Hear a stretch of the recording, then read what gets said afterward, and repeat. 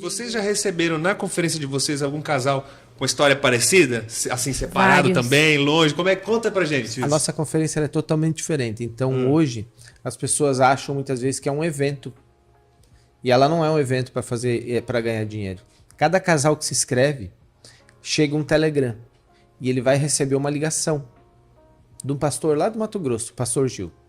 Antigamente eu tentava ligar, mas ela cresceu muito e eu não consigo mais. Então a gente está montando uma estrutura.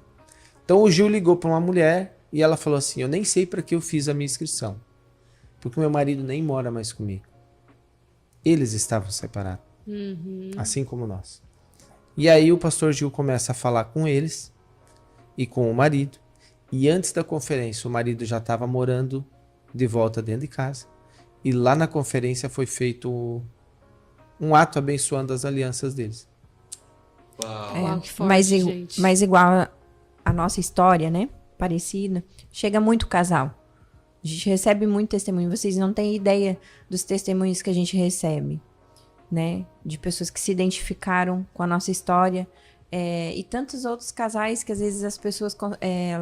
dos que servem, as pessoas têm acesso lá, né? E vão conversando, porque todos eles carregam uma história. Todos eles têm um testemunho, né? E diante de um posicionamento, eles estão lá, fazendo a diferença na vida de outras pessoas. Muito bom. A Elo, gente, o que eu entendo, né? Ela não é um evento. A gente fala, deixa as pessoas falarem. Ela é muito mais do que isso. Até os pastores que participam com a gente, eles reconhecem que é um grande movimento de Deus para esse tempo, junto com tantos outros, né? Aonde tem um foco, tem um objetivo, restaurar pessoas, né? Fortalecer os casamentos, trazer uma geração, porque daí vai alcançar a próxima geração, né? Com valores e princípios que foram perdidos, trazer isso para essa nova geração, quando você alcança um pai e uma mãe, e eles abrem a mente para as coisas do céu, para as coisas de Deus, para o plano original que Deus tem para a vida deles, para o casamento deles. Então, não é qualquer evento, não é um evento simplesmente, né? Nós oramos, nós jejuamos, nós nos reunimos com a nossa equipe. Nós não admitimos ninguém trabalhar sem estar em dia com a sua vida.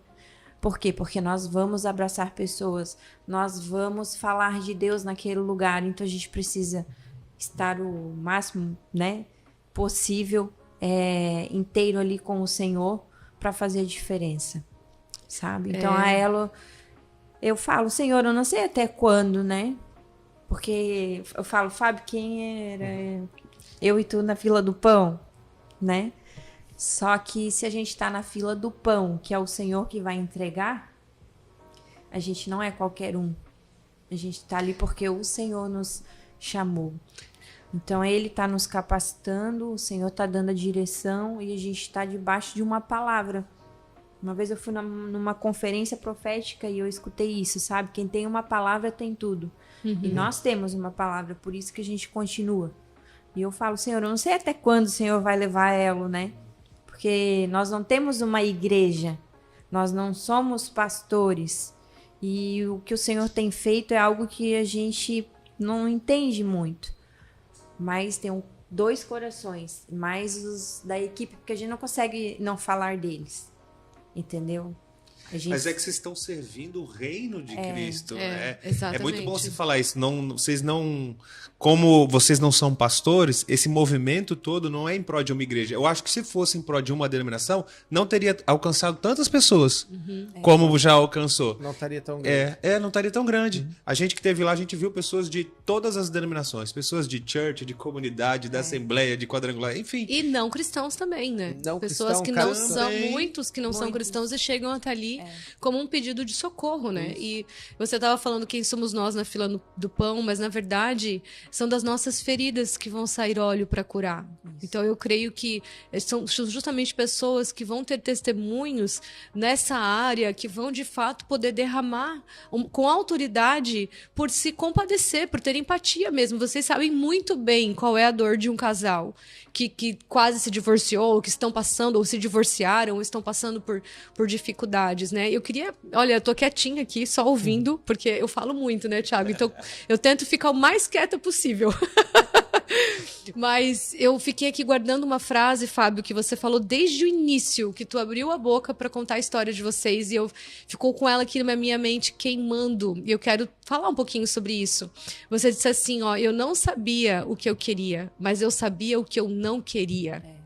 E aqui, para você, talvez, que está ouvindo esse podcast e está em dúvida se você deveria investir no seu casamento, continuar, você está ferido, você está machucado, você olha para a sua realidade, você pensa, não tem mais jeito, a gente está muito ferido, a gente não consegue mais se consertar, a gente não consegue mais conversar. E eu quero que você pegue essa frase do Fábio e aplique de verdade na sua realidade.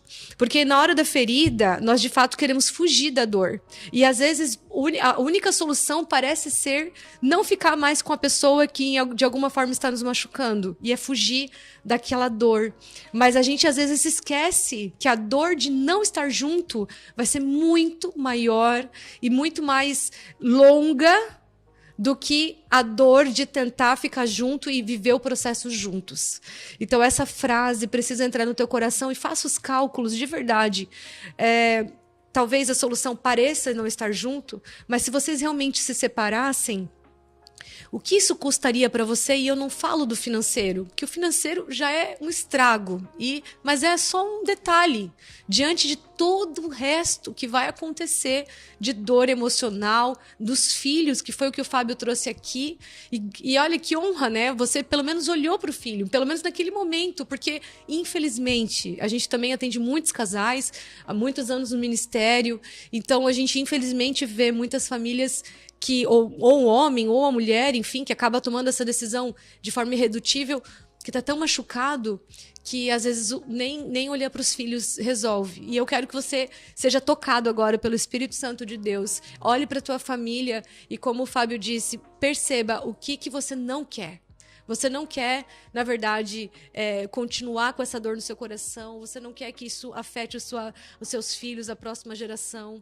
E quanta coisa que você poderia destrinchar disso, né, Rafa, Fábio, sobre o que vocês sabem que vocês não queriam. E eu acho que esse tem que ser o peso das pessoas na hora de decidir.